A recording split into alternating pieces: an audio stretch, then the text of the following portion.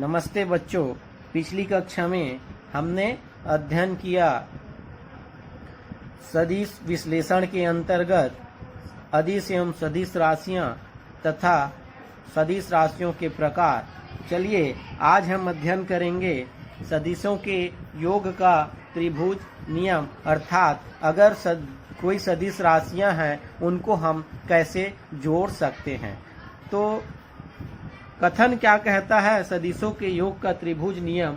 यदि दो सदिशों को, हमारे पास दो सदिश है ए और बी, यदि दो सदिशों को किसी त्रिभुज की दो संलग्न भुजाओं द्वारा, एक त्रिभुज है हमारे पास, इस त्रिभुज की एक भुजा एक भुजा दो भुजा हो गई, किसी त्रिभुज की दो भुजा संलग्न भुजाओं द्वारा परिमाण एवं दिशा में एक ही क्रम में व्यक्त किया जाता है तो उनका परिणामी सदिशीय अर्थात तीसरी भुजा, तो उनके परिणामी सदिश को परिमाण एवं दिशा में त्रिभुज की तीसरी भुजा द्वारा विपरीत क्रम में व्यक्त किया जाता है।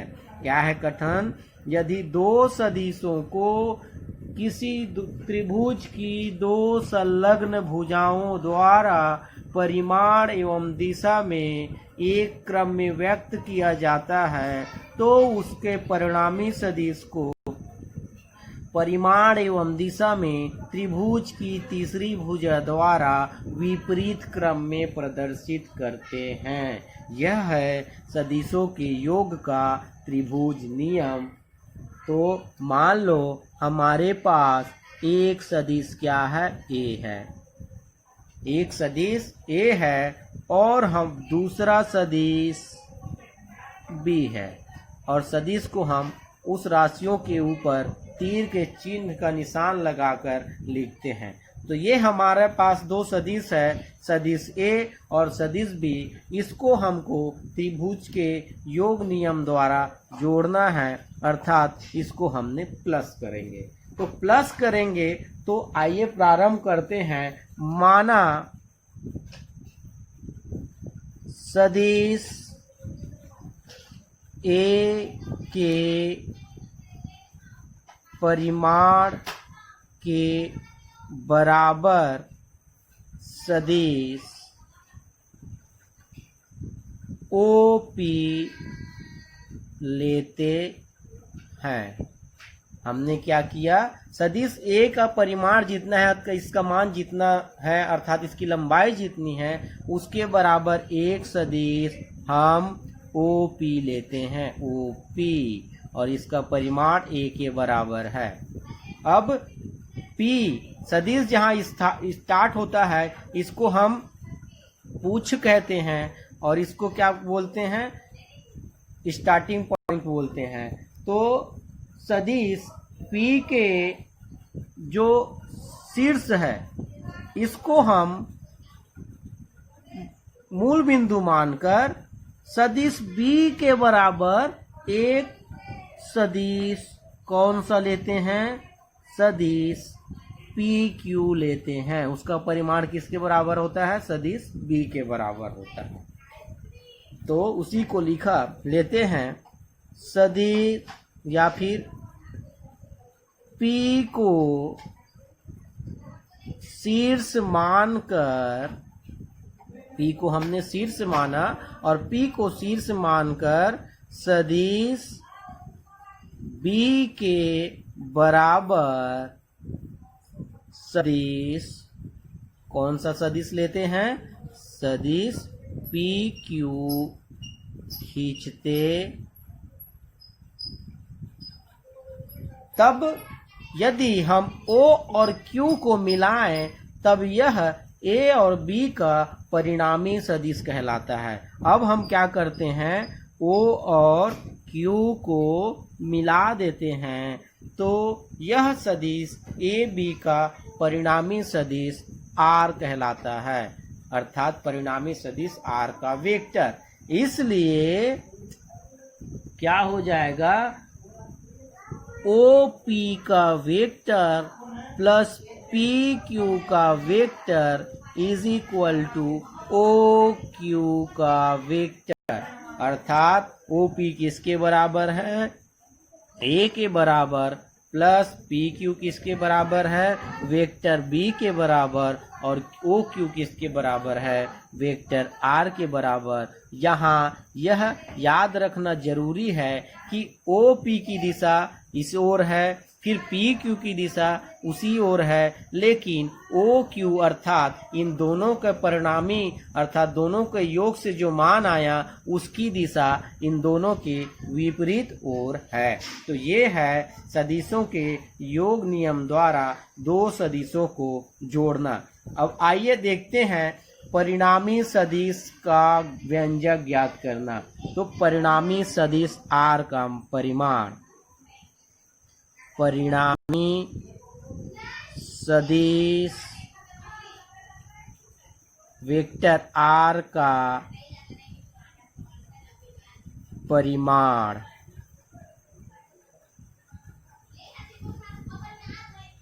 परिणामी सदिश आर का अब हमको क्या करना है, मान ज्ञात करना है।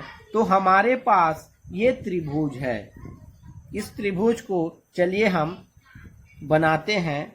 ओ पी को आगे की ओर बढ़ाते हैं, ठीक है, ओ पी को आगे की ओर बढ़ाते हैं। माना सदिश ए व सदिश बी को त्रिभुज ओ पी क्यू की दो भुजाओं द्वारा व्यक्त किया गया है। यह ओ पी क्यू है, इस त्रिभुज की दो भुजाओं के द्वारा हमने सदिश ए और सदिश बी को क्या किया है, प्रदर्शित किया है। तब इसका परिणामी सदिश आर क्या होता है, त्रिभुज की तीसरी भुजा द्वारा प्रदर्शित किया जाता है। तो मान लो दो सदिश ए और बी है, उसको त्रिभुज ओ पी क्यू द्वारा उनकी दो भुजाओं द्वारा व्यक्त किया गया है। तब इसका परिणामी सदिश हमने निकाला, वह त्रिभुज की तीसरी भुजा को प्रदर्शित करता है। अब क्या करते हैं, ओ पी को आगे की ओर बढ़ाते हैं, ओ पी को आगे बढ़ाते हैं तथा ये जो हमारा Q है उससे इस पर लंब डालते हैं, तथा चलिए हम इसको बढ़ा दिए आगे की ओर, ओ पी को आगे की ओर बढ़ाया और Q से QT लंब डाला, Q से QT लंब डालते हैं तथा Q से QT लंब डालते हैं। तो मान लो सदिश ए सदिश बी के साथ थीटा कोण बनाता है तथा सदिश ए सदिश आर के साथ एल्फा कोण बनाता है। सदिश ए सदिश बी के साथ कितना एंगल बनाता है, थीटा एंगल बनाता है, और सदिश ए और सदिश आर के बीच का कोण कितना है, एल्फा है। इसलिए क्या हो जाएगा, कोण QPT is equal to theta, कोण QPT अर्थात ये वाला एंगल थीटा हो जाएगा, और OP is equal to mod of vector A, OP का मान मॉड ऑफ वेक्टर ए, या फिर मॉड्स के अंदर कोई वैल्यू रहता है, जब बाहर निकलता है तो वह धनात्मक राशि ही होता है। उसी प्रकार PQ is equal to mod of vector B, PQ is equal to mod of vector B is equal to vector B, और परिणामी सदिश OQ is equal to mod of vector R, OQ is equal to mod of vector R is equal to R. इसलिए हम जानते हैं त्रिभुज, हमारे पास एक समकोण त्रिभुज मिला हमको QTO। QTO इस बड़े वाले त्रिभुज में, QTO में पाइथागोरस प्रमेय से क्या होता है, कर्ण का वर्ग बराबर लंब का वर्ग धन आधार का वर्ग, लंब का वर्ग धन आधार का वर्ग। तो आइए देखते हैं।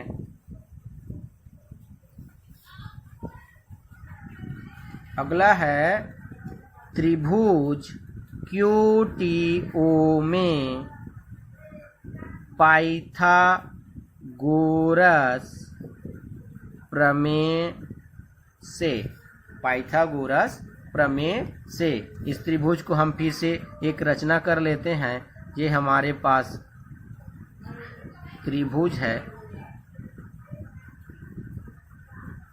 तो ये है Q, ये T, ये P और ये O, ये वाला अल्फा एंगल है।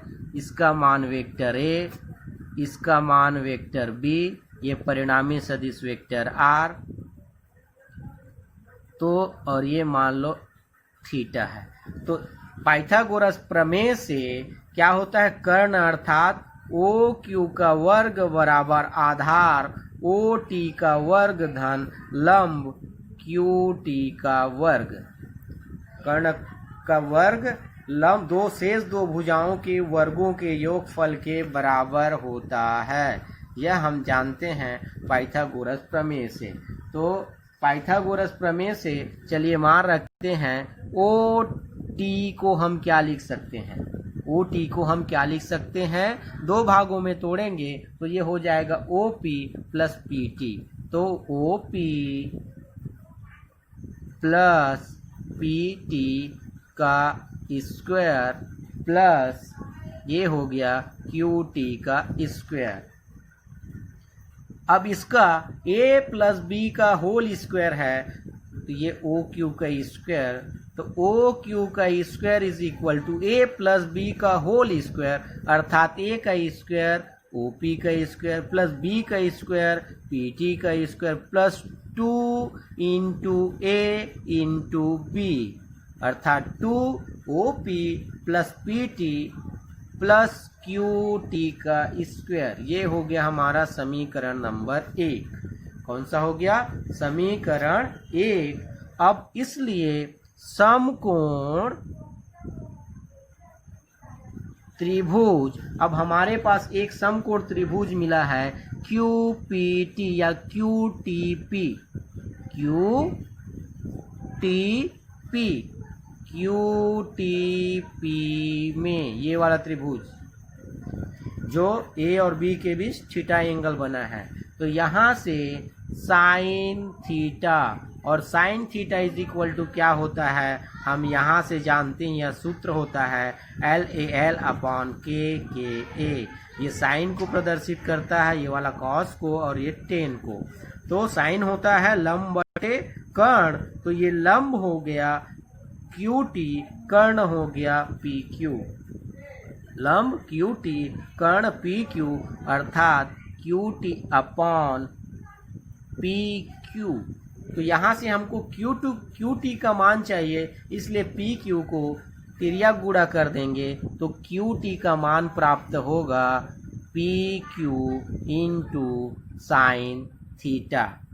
इसी प्रकार से हमने साइन थीटा का निकाला, अब कॉस थीटा निकालेंगे इस त्रिभुज से। पुनः cos theta is equal to, cos theta मतलब यहाँ से आधार बटे कर्ण, आधार ये कर्ण, आधार कितना है PT, आधार कितना है PT, इस छोटे त्रिभुज को हमने लिया है, तो आधार PT और आधार बटे कर्ण कितना है PQ, तो इसलिए PT का मान हमको फाइंड करना है इस समीकरण में रखने के लिए। तो PT is equal to PQ cos theta. समीकरण 1 में मान रखने पर समीकरण 1 में हम किसका मान रख देंगे, क्यू टी का, और पी टी का मान जो फाइंड किए उसको हम समीकरण 1 में रख देंगे। इसलिए क्या हो जाएगा, ओ क्यू का square is equal to O P का स्क्वायर, पी टी का स्क्वायर अर्थात पी टी का मान plus P Q cos theta का स्क्वायर, पी टी का स्क्वायर है इसलिए पी क्यू कॉस थीटा का स्क्वायर, और प्लस 2 इंटू क्या वैल्यू है, O P into P T, O P into P T का मान P Q cos theta, P Q cos theta plus Q T का स्क्वायर, क्यू टी का square अर्थात P Q sine theta का square. अब आइए इसको हम सरलीकरण करते हैं, तो ओ क्यू का square equal to O P का स्क्वायर, होल स्क्वायर है इसलिए दोनों का वर्ग होगा, होल स्क्वायर है इसलिए दोनों का वर्ग हो जाएगा, और प्लस पी क्यू का square cos square theta plus 2 into O P into P Q cos theta plus यहाँ भी होल स्क्वायर है तो पी क्यू का square into sine square theta. अब यहाँ देखिए पी क्यू का स्क्वायर यहाँ भी है, पी क्यू का स्क्वायर यहाँ भी है, तो इन दोनों से पी क्यू स्क्वायर हम कॉमन निकालेंगे, तो ओ क्यू का square equal to O P का स्क्वायर प्लस दोनों पदों से पी क्यू स्क्वायर कॉमन निकला, आया क्या, cos square theta plus sine square theta, और ये वाला value plus 2 into O P into P Q cos theta. और हम जानते हैं त्रिकोणमिति का समीकरण होता है sine square theta plus cos square theta is equal to 1। क्या होता है, sine square theta plus cos square theta is equal to 1, तो वहाँ से ये दो इसका मान कितना हो जाएगा, 1 के बराबर। तो ओ क्यू का square is equal to O P का स्क्वायर प्लस 1 हो गया, तो क्या बचेगा, पी क्यू का square plus 2 into O P into P Q cos theta. अब हम ओ पी पी क्यू और 2 O P P Q cos theta का मान रख देंगे, तो क्या होगा, ओ क्यू का मान परिणामी सदिश आर का square is equal to O P का मान, यहाँ से देख लेंगे त्रिभुज से, ओ क्यू का मान आर, ओ पी का मान ए और पी क्यू का मान बी। तो यहाँ से देखेंगे मान क्या प्राप्त होता है, R is equal to A का स्क्वायर प्लस बी का स्क्वायर प्लस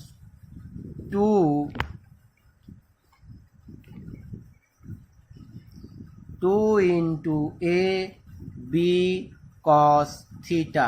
अब आर को इधर हम पक्षांतर करेंगे, सॉरी आर स्क्वायर को, तो वर्ग है, दूसरी तरफ जाके वर्गमूल हो जाएगा, तो are is equal to A का स्क्वायर प्लस बी का square plus 2ab cos theta, और वर्ग दूसरी तरफ जाके वर्गमूल में परिवर्तित हो जाएगा। यह है परिणामी सदिश आर के मान ज्ञात करने के लिए सूत्र, अर्थात परिणामी सदिश आर का परिमाण। तो इस सूत्र की सहायता से अगर दो सदिश दिए हैं तब उसके परिणामी सदिश आर का मान हम ज्ञात कर सकते हैं।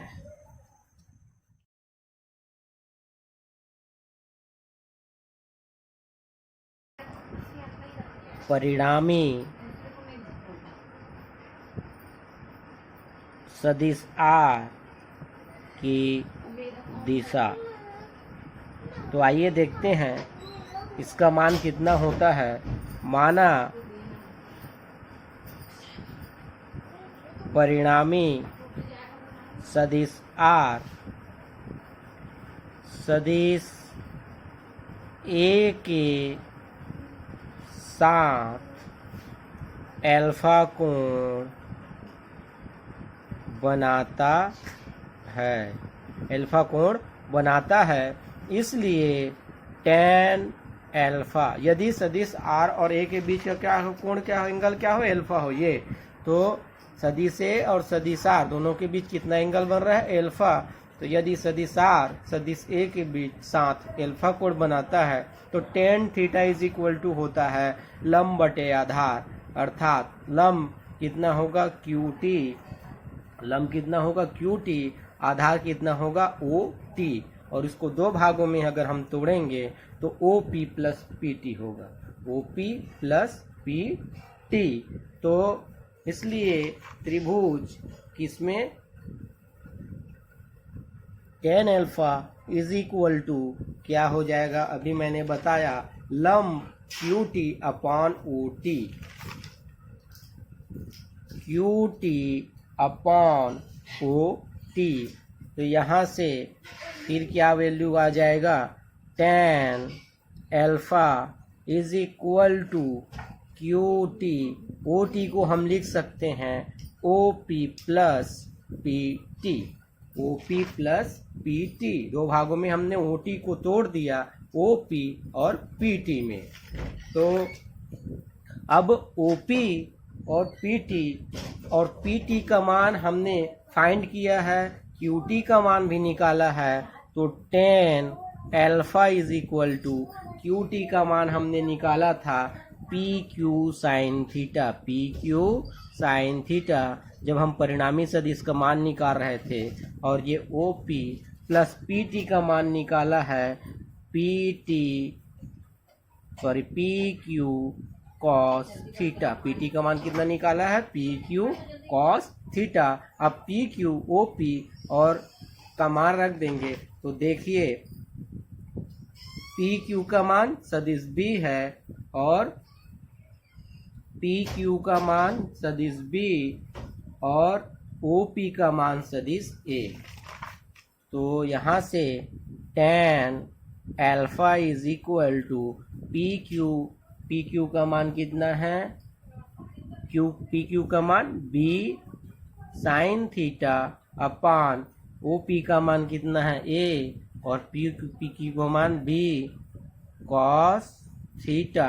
तो ये हम ज्ञात कर सकते हैं परिणामी सदिश R की दिशा इस सूत्र की सहायता से। इसको हम इस प्रकार से भी व्यक्त कर सकते हैं, tan का इधर पक्षांतर करेंगे तो गुणा है हर में चला जाएगा, और हर की राशि को अंश में बदलते हैं तो पावर में -1 लगा देते हैं। तो tan inverse B sine theta upon A plus B cos theta, इन सब सूत्रों की सहायता से हम परिणामी सदिश R की दिशा का मान ज्ञात कर सकते हैं।